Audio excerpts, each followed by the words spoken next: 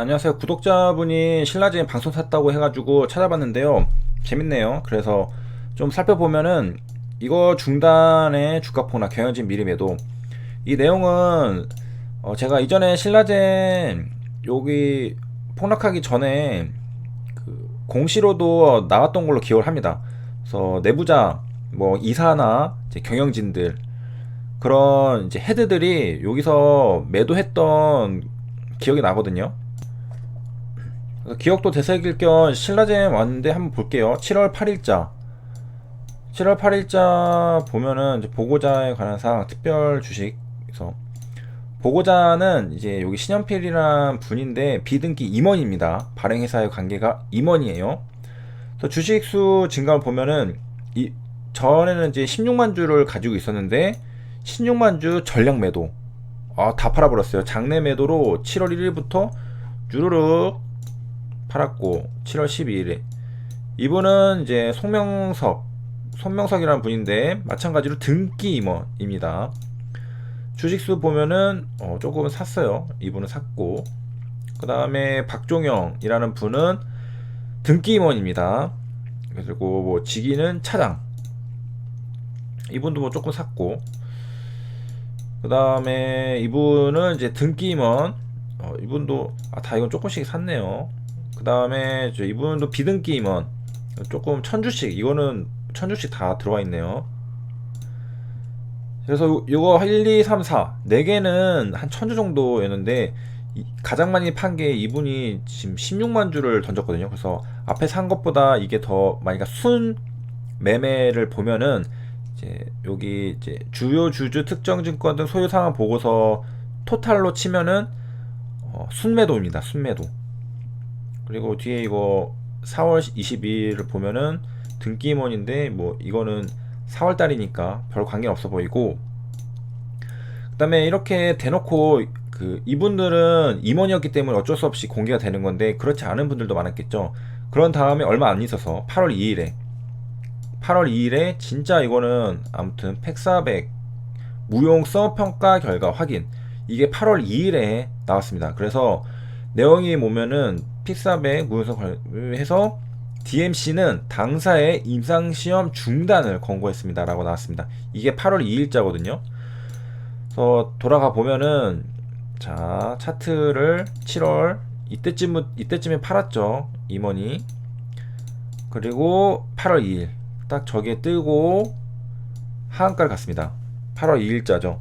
공시가 나온 날 하한가를 가고 또 하한가를 가고 세 번째 3연하를 갔습니다. 그런 다음부터는 이제 거의 뭐 미래를 지금 보기도 힘든 시절까지 내려왔는데요.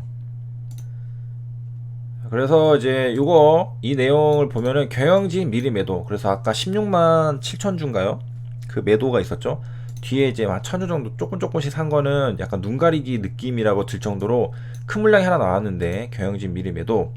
최대 주주가 노사모 설명했대, 유산민 축사 했다고 하는데요. 채널 A 기자의 협박성 취재 의혹이 제기된 신라젠이라고 나와 있는데요. 내용을 보면은 이제 제목 그대로 자체 진상조사위를 구성해서 한다고 하는데요. 채널 A 로고, 소속 기자가 있는데요. 이게 취재할 때 검찰과의 친분을 과시하면서 취재원에게 여권 인사의 비리를 털어놓도록 압박했다라는 의혹을 가지고 있다고 합니다. 그러니까 신라젠 사건을 이제 취재를 하는데 이 취재를 하는 기자가 자 나는 이제 검찰이랑 친하다, 내 뒤에 검사가 있다, 너 한번 콩밥 먹어볼래? 하면서 겁을 줬다는 거죠. 그래가지고 이제 여권 인사의 비리를 털어놓도록 이제 압박을 했다라는 겁니다. 이 말은 이제 이 신라젠이랑 이거랑 좀 관계가 있는 건가 보죠. 여권이 지금 정책이 별로 안 좋아하는데 이거니까 아마 이쪽을 공격하려고 신라젠 쪽을 지금 취재를 한 것 같아요. 그래서 구체적으로 이제 어떻게 된 거냐, 이 기자가 이제 신라젠의 전 대주주가 있습니다. 여기 이철 밸류 인베스트먼트 코리아 전 대표에게 여기 유심히 놓으면 비위를 제보하라. 이 비위를 제보하라고 이제 가압적으로 접근했다라고 이제 보도를 했습니다. 그러니까 지금 이게 이슈가 됐었던 거죠. 이번에 이슈가 된 거고, 이거나 이제 플러스 부정거래 의혹도 검찰 수사를 이제 받고 있다고 합니다. 그러니까 신라젠이랑 엮인 게 뭔가 좀 냄새 납니다. 그리고 이제 밑에 보니까 제가 그냥 공시를 봤는데, 제가 봤던 그거에 언급이 돼 있네요. 약 88억 원을 이제 미리 매도했답니다. 신암흑의 신라젠 전무 보유주익인 주식을 팔았고, 나머지는 이제 3연하를 맞았다라는 겁니다. 그러니까 이거 공시로 남았으니까 증거는 확실히 남아있죠. 그래서 미공개 정보 이용을 한 거 아니냐. 7월에 팔았고 8월에 무용성이 나왔으니까 뭐 한 달도 안 되는 기간 안에 너무 급하니까 자기 돈 88억을 지키고 싶어서 에라이 하고 팔아버린 거죠.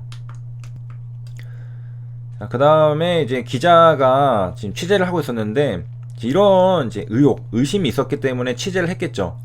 뭐냐면은 이제 신라젠이 이렇게 급성장을 했냐, 그 이유가 바로 여권이사들이랑 친분이 있었기 때문에 그런 게 아니냐라는 게 있었고, 이거를 이제 기자가 조사를 하려고 했는데 좀 무리하게 윤리를 위반한 것 같이 했기 때문에 지금 또 이게 문제가 된 거죠. 이런 의혹이 있는 상태고요. 그 방법이 잘못됐다는 거죠, 기자는. 그래서 아까 봤던 전 대주주였던, 신라젠 최대 주주였던 이철이라는 분이 또 등장하고, 이분이랑 이제 유시민이라는 분은 이제 여기 국민참여당에서 같이 활동을 했었던 여러 개 있다고 합니다. 그래서 이거 뭔가 좀 둘이 같이 행동을 했기 때문에 연관이 있지 않을까라는 게 있다는 거고요. 아직 뭐 밝혀진 건 없습니다. 자, 그 다음에 이제 또 단독으로 나온 기사가 있는데요. 최경환 측 신라젠은 65억 투자 전에 들어라고 나와 있는데, 자, 일단 신라젠 투자 의혹에 대한 게, 아까 봤듯이 이제 기자가 이제 내 뒤에 이런 사람들이 있다 그래가지고 이 비를 털어놔라 해서 압박했다, 이거 이제 지금 조사가 되고 있고, 또 밝혀진 거는 이제 여기 그 이철 씨의 주장을 바탕으로 이제 보도를 하고 있다고 하는데요. 놀라운 거는 이제 옥중 편지, 그러니까 감옥에 지금 계시는 분이에요. 감옥에 계시는데, 이분이 2014년, 지금 2020년이니까 거의 한 6년 전이죠. 또 최경환 경제부총리가 5억 원, 또 그의 주변 인물이 60억 원을 신라젠에 투자했다는 말을 신라젠 대표로부터 들었다고 주장을 하고 있습니다. 그러니까 여기 최대 주주였던 이철이라는 분이 지금 이렇게 주장을 했다는 거죠. 그때 이제 사장님은 이제 곽병학이라는 분이었는데, 전환사채 발행 시 최경환 부총리 5억, 그리고 관련된 사람들이 이제 한 5, 60억 정도가 들어올 것이라는 말을 들었다고 합니다. 전환사채로 이제 들어갔고요. 그래서 이제 이전 대표 따르면은 이제 곽병학 사장이 이제 전환사채 100원을 발행을 하려고 하는데, 이 중에서 최악 측이 이제 65억 원이라고 하는데, 그래서 이제 전환사채 인수금액을 좀 정해달라라고 부탁을 했다고 합니다. 그리고 여기는 이제 변호인입니다. 이철 이제 최대주주의 지금 변호인, 이 변호인인데, 그 원래는 이제 최대주주니까 이쪽에서 시비 발행을 전에 이제 투자하기로 했었는데, 이제 사장이 신라젠 측에서 이제 다른 자금이 또 들어오기로 돼 있다고 했는데, 이게 아까 말했던 요거, 이 65억, 이게 들어올 거라고 말했다고 합니다. 그래서 지금 이철 대표에게 지금 부탁을 했다는 하는 거잖아요, 곽병학 사장이. 그리고 이제 전환사채 공시를 보신 분들 아시겠지만은, 이게 이름이 정확히 나오는 경우가 별로 없어요. 무슨 조합, 무슨 투자 조합, 그리고 뭐 무슨 하면서 그 개인의 이름으로 들어오진 않습니다. 그래서 여기도 마찬가지로 뭐뭐 홀딩스, 뭐뭐 문화재다, 뭐뭐 증권 및 금융기관 이름으로 들어왔을 가능성이 높다라고 구체적으로 주장했습니다. 그래서 CB투자 같은 경우에는 진짜로 그 자금의 주인이 누군지 사실 알기가 힘듭니다. 그리고 CB에 또 이게 이거 기업에 또 여기서 이게 몇 단계 거쳐서 들어오기 때문에 이거 알기가 힘들어요.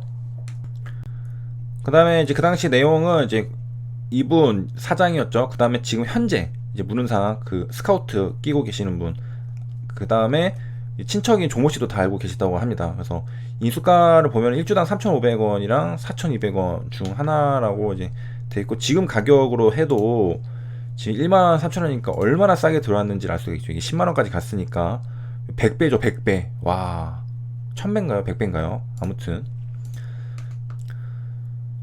그 다음에 이게 2014년에는 아직 없었고 2016년에 코스닥에 상장이 됐네요, 신라젠이. 그러니까 이 상장을 예정해놓고 이제 뭐 그걸 노리고 들어온 건지 모르겠지만, 그래서 15만 원 넘게 오르기도 했습니다. 그러니까 이거 3,500원에 들어왔으니까 엄청나게 수익을 봤죠. 그 다음에 이제 최경환 전 부총리 보니까 이분 지금 현재 뇌물 혐의로 수감 생활하고 계시네요. 현재 그 감옥에 계시네요. 몰랐어요. 자, 그런데 이제 한쪽 주장만 들으면 안 되죠. 그래서 최 전 부총리 층에서는 터무니없다. 그래서 보좌진이 보니까 이제 관보에 재산 공개했으니까 가보세요, 그런 게 있는가. 이거 자신있게 말하는 말투인데, 그래서 기재부 장관은 100% 모든 주식에서 직무 관련성이 있다라고 판정이 나와요. 그러니까 모든 주식에 직무 관련성이 있기 때문에 이제 그런 거 투자했을 리가 없다라는 거죠. 그래서 문훈사 사장과 신라젠 측은 2014년 당시 최 전 부총리 이름으로 들어온 자금 없다라고 밝혔습니다 라고 했습니다. 없다고 밝혔으면은 맞는 거 아닌가요? 근데 앞에는 또 알고 있다라고, 이 관련 내용은 이렇게 알고 있는데 밝히는 거는 이렇게 밝혔고. 그래서 그때 이제 투자 리스트를 다 봤다고 하는데, 회계장부 다 있기 때문에 그걸 봤는데 회사에서는 자금을 받은 적이 전혀 없대요 라고 신라젠 관계자가 말했습니다. 그래서 신라젠 측은 이제 가면 투자했는가 관련 그룹인지 누구인지 확인하기 어렵다라고 되어 있고, 지금 보니까 확실히 뭐 밝혀진 건 없고 다 주장을 하는데 다 조금씩 말이 다릅니다. 한쪽은 이거 투자한 거다, 그리고 한쪽은 그런 게 없다 해서 지금 아직 진실 공방 중이고 밝혀진 건 없습니다. 그 다음에 제가 자료를 찾는데 너무 많아요. 이게 아무래도 정치랑 관련이 있다 보니까 정말로 뭐가 이야기가 되게 많습니다. 그래서 찾아보는 것도 좀 괜찮을 것 같은데요, 한번 찾아보시면 좋겠습니다. 그래서 신라젠 취재 의혹 감찰 시사까지 했습니다. 그래서 이것도 지금 있고, 여기 밑에 내려가 보면은 여기서 이제 추장관이 뭐라고 말했냐면은, 이제 사실이라면 대단히 심각하다 본다라고 했는데, 당사자들이 이제 그런 사실 없다고 부인을 하고 나선 단계지만 이라고 했는데, 녹취가 있다고 합니다. 아직 녹취까지는 우리가 알 수는 없는 것 같은데 또 상당히 구체적이라고 하거든요. 그래서 그냥 간과할 수 있는 문제가 아니다라고 되어 있습니다. 근데 이제 네 편 내 편을 이제 좀 나눠가지고 생각했을 때는 이제 어떤 부분에 대해서 구체적이냐 하는 거면 이거는 아닌 것 같아요. 신라젠 미공개 정보 이용 혐의 수사를 두고 검찰 관계자와 언론이 유착했다는 의혹 보도에 대해서는 감찰을 시사했다. 그러니까 그 미공개 정보를 가지고서 이제 했다. 그리고 전 부총리가 투자했다. 그런 부분이 아니라 지금 검찰이나 법무부랑은 지금 적대적인 관계잖아요. 서로 이렇게 싸우는 상태니까 지금 이 부분을 공격하는 거죠, 법무부는.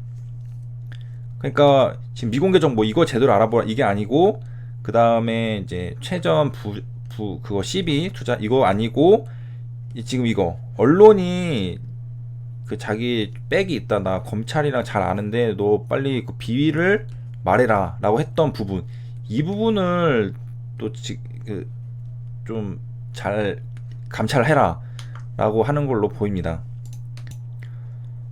그리고 이제 또 찾아보면 이런 얘기들 되게 많습니다. 직접적으로 이제 완전히 그냥 정치적으로 건수를 잡아서 서로 공격하기 위한 그런 것들인데, 이제 정치 채널이 아니라 주식 채널이니까 더 이제 깊게 들어가지는 않고, 이제 우리 이제 바이오 산업에 어떤 영향을 줄까 정도만 이제 제가 생각하는 부분에 대해서 좀 말씀드리려고 합니다.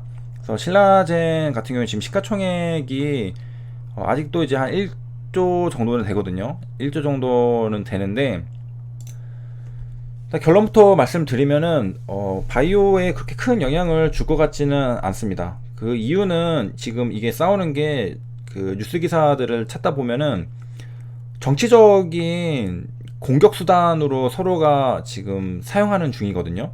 그러니까 바이오 산업 자체를 흔들 만한 그런 재료를 가지고 하는 게 아니라 그 한쪽은 이제 미공개 정보를 이용해서 너네가 시세 차익을 내고, 그러니까 그 시비 투자도 시세 차익이죠. 그거랑 그다음 미공개 정보 이용하고 그런 거 아니냐. 그래서 공격을 하려고 했는데 또 이제 그 다른 쪽에서는 그 너네가 수사를 하는, 그러니까 그 기자가 그 조사를 하는데 방법이 윤리에 어긋났다 해서 서로 또 그 수단과 그 공격을 지금 치고받고 하는 거거든요. 그 신라젠 바이오 산업이랑은 크게 그 관련은 없어 보이고요. 그 다음에 뭐 미공개 정보를 이용해서 미리 매도를 했다, 임원이 매도를 했다, 이것도 바이오랑은 관련이 없죠. 어떤 주식이든 다 해당이 되잖아요. 어떤 주식이든 미공개 정보를 이용해서 하면은 그거는 이제 잘못된 거잖아요. 그래서 바이오랑은 또 상관이 크게 없어 보이고, 그 다음에 뭐 무용수 평가 나온 거는 이미 예전에 나왔던 얘기이고, 그리고 신라젠 고유의 이슈고 전체적인 산업에 영향을 줄 만한 것 같지는 또 않아 보이고요. 만약에 바이오 산업에 뭐 투심에 영향을 줄 만한 이슈라고 한다면은 뭐 예를 들면은 이제 임상 3상 이슈가 있었잖아요. 그러면 하나가 기업이 미끄러졌다 하면은 이제 전체적으로 영향을 줄 수가 있습니다. 다른 기업들이 임상을 진행하고 있는데 하나가 미끄러졌으면은 야 이게 그래 맞아 그 힘든 거지 하면서 그 사람들은 눈으로 한번 보고 나면은 그 다음도 좀 비슷하게 예측하는 성향이 있거든요. 그래서 임상이 하나 미끄러지니까 다른 것들도 미끄러질 가능성이 높다라고 해서 투심에 영향을 줄 수가 있고, 반대로 HLB 같은 경우에는 임상 성공을 했잖아요. 그러니까 반대로 투심이 임상 3상하는 기업들은 다 상한가를 갔었습니다. 그래서 하루 이틀 차이로 임상만 한다면은 다 그 급등했거든요. 그런 식으로 그런 바이오 사업과 그 연관이 있는 그런 이슈가 터져주면은 투심에 영향을 줄 수 있는데, 신라젠은 이거는 바이오 산업과 관계된 이슈가 지금 터진 건 아니기 때문에 바이오 산업 종목들의 시세에 영향을 미칠 거라고는 좀 판단하기 힘들 걸로 보입니다. 그래서 여기까지 영상을 찍고 시청해 주셔서 감사합니다.